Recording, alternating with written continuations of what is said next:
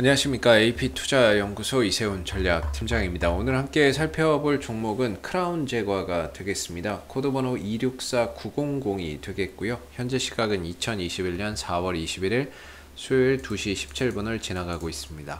앞선 내용들 꼭 한번 참고해서 읽어봐 주시면 감사하겠고요. 오늘 크라운 제과는 2.5%의 하락 흐름들을 보여주고 있는 상황이 되겠습니다. 여러분들 크라운 제과는 다들 잘 아실 거예요. 이 회사는 이제 식품의 제조 판매 산업을 영위를 하고 있고 국내 이제 그 유명한 또 제과 업체가 되겠죠. 그래서 이 회사의 이제 홈페이지를 한번 방문을 해보면 이 회사가 만들어내고 있는 이런 제품이 있거든요. 이 땅콩 샌드 좋죠. 이 쿠키, 쿠키 땅콩 샌드 이거 되게 고소한 맛이고, 쿠쿠다스, 크라운산도, 저 크라운산도 되게 좋아하거든요. 이 딸기 크라운산도 이게 되게 좋아하는데, 요 맛있죠. 이 과자들 이거 만드는 회사가 이제 크라운 제과가 되겠고, 뭐 저는 이런 거는 좀 잘 모르겠네요. 차밍 이것도 있죠. 네, 차밍 이것도 맛있는 과자고, 뭐 저는 개인적으로 크라운산도 이거 되게 좋아했던 부분이고 지금도 되게 좋아하는데 이게 나온 지가 꽤 오래된 과자예요, 이게. 그래서 이게 지금 출시 연도가 1956년도라고 하니까 이건 진짜 누구에게나 사랑받는 과자인데 이런 건 이제 과자를 만드는 회사고, 쿠쿠다스도 이것도 별미죠, 아주. 그다음 케이크는 역시 파이는 빅파이죠. 예, 빅파이.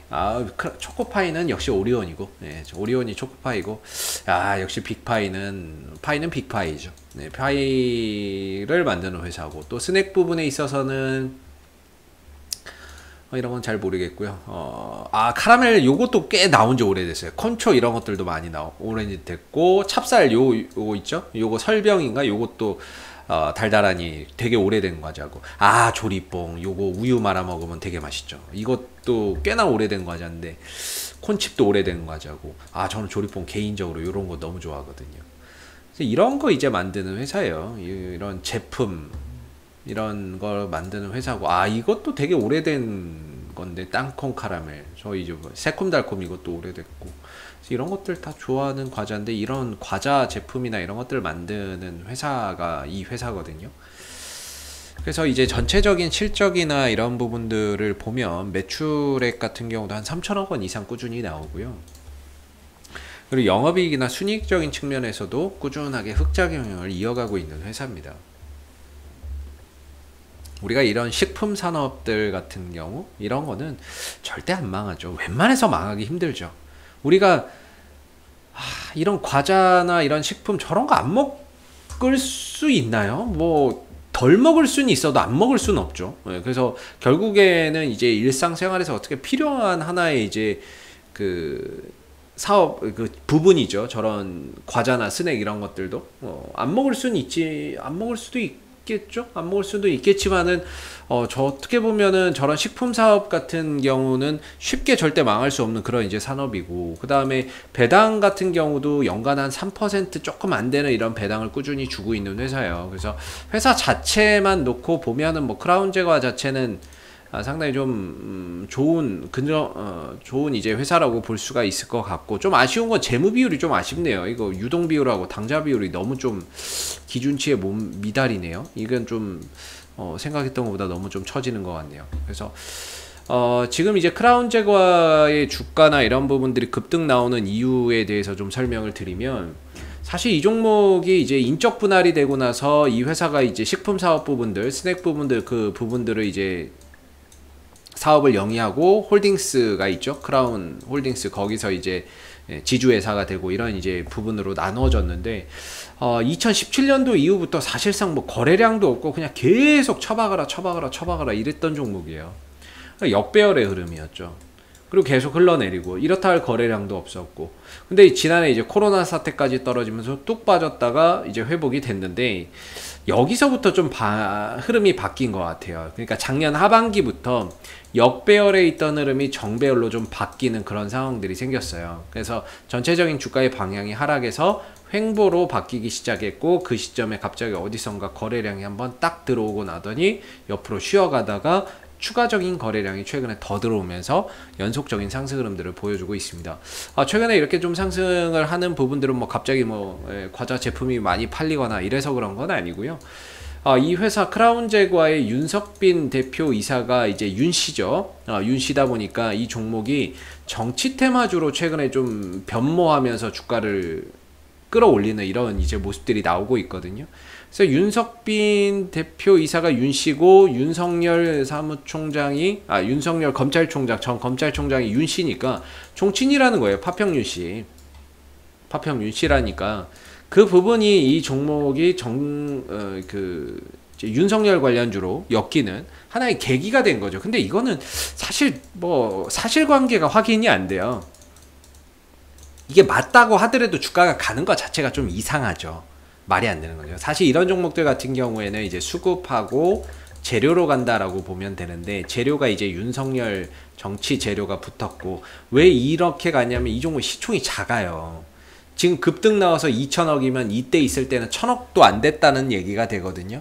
그러니까 시총이 작은 종목들은 이런 이제 정치 테마나 이런 걸로 이제 엮여서 움직임을 많이 만들어내죠. 왜냐면 이런 거는 메이저들이 이렇게 운영해 가는 종목이 아니니까, 즉 외국인들과 기관들이 컨트롤하는 종목이라기보다는 시총이 좀 작다 보니까 이런 종목은 외인들 기관들이 들어오기 좀 어려울 수 있거든요. 그래서 우리가 흔히 말하는 이제 세력들에 의해서 거기에 이제 개인들의 수급이 붙고, 그리고 급등하는 이 흐름들을 이용해서 투신과 외국인이 단타치는 그런 구조 속에서 움직이는 종목이라고 보시면 좋을 것 같아요. 그래서 최근에 이제 정치 테마주로 움직였는데, 지금 이 종목이 3거래일 단일가 거래에 들어가 있죠. 어제, 오늘, 내일까지는 이렇게 가겠네요. 내일까지는 이렇게 아마 갈 겁니다. 그리고 내일 되면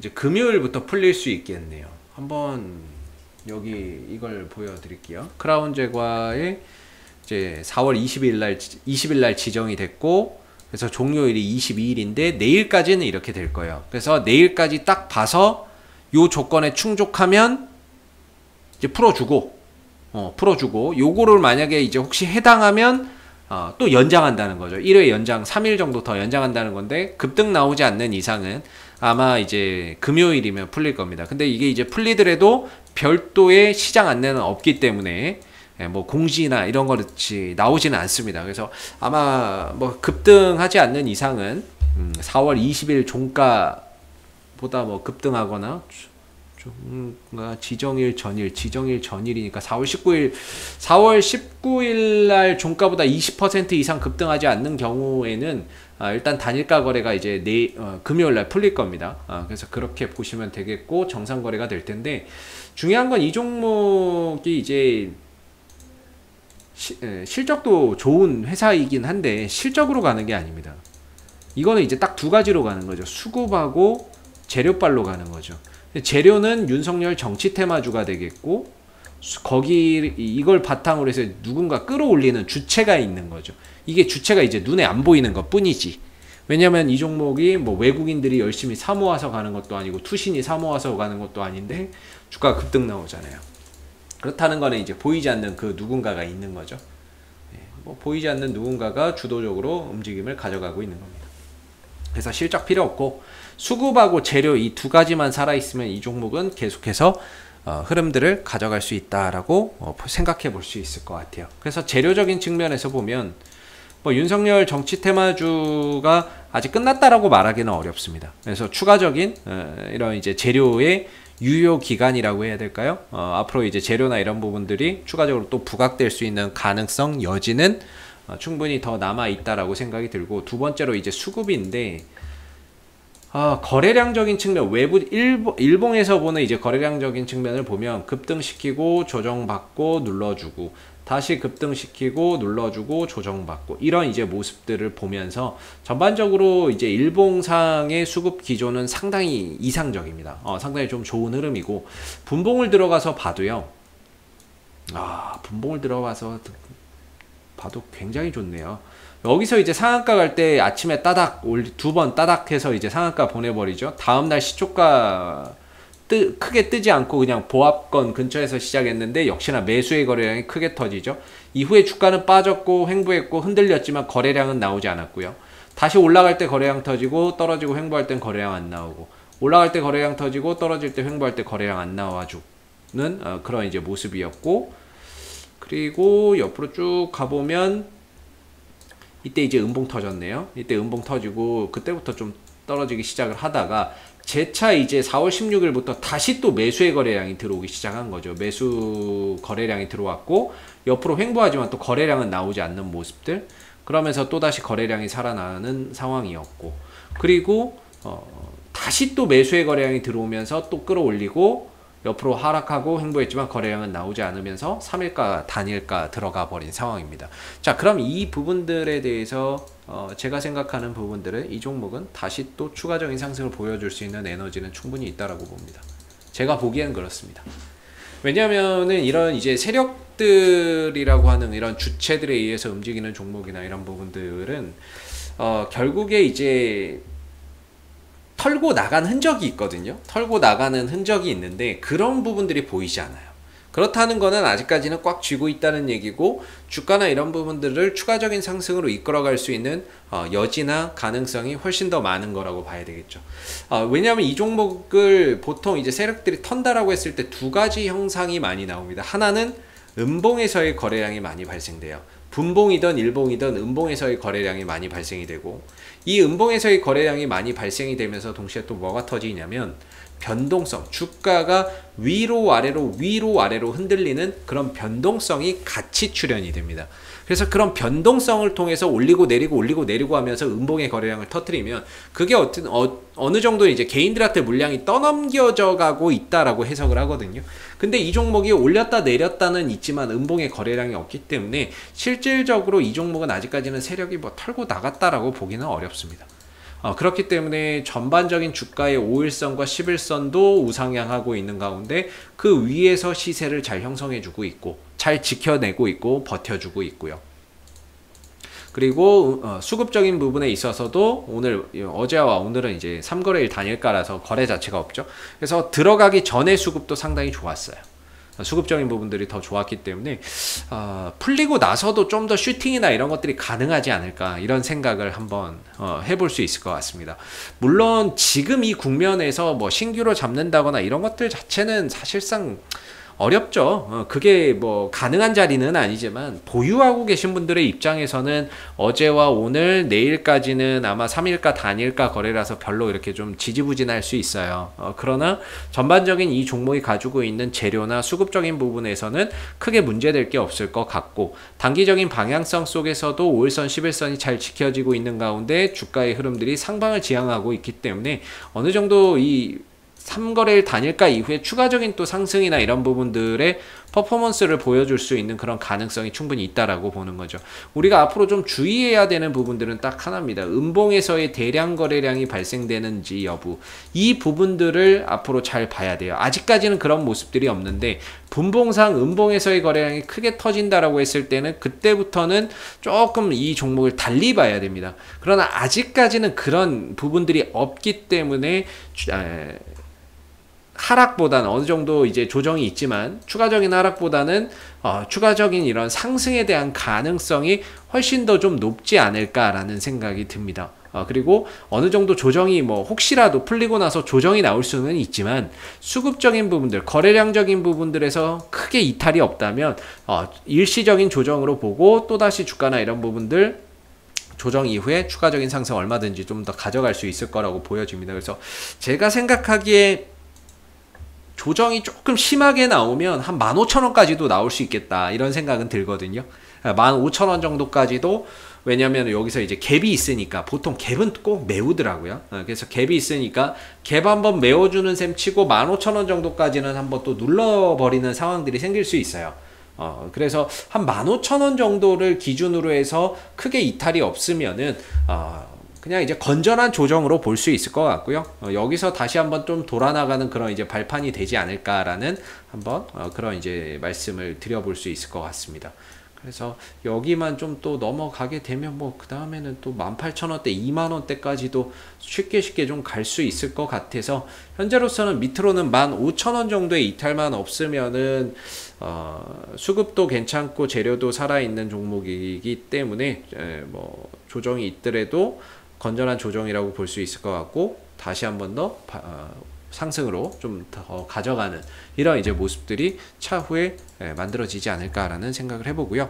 앞으로도 이제 크라운 제거하는 이슈가 생길 때마다 계속해서 리뷰 영상 남겨드리고 있으니까요. 구독과 좋아요 한번 눌러주시고 오늘 영상은 여기서 마무리하도록 하겠습니다. 감사합니다.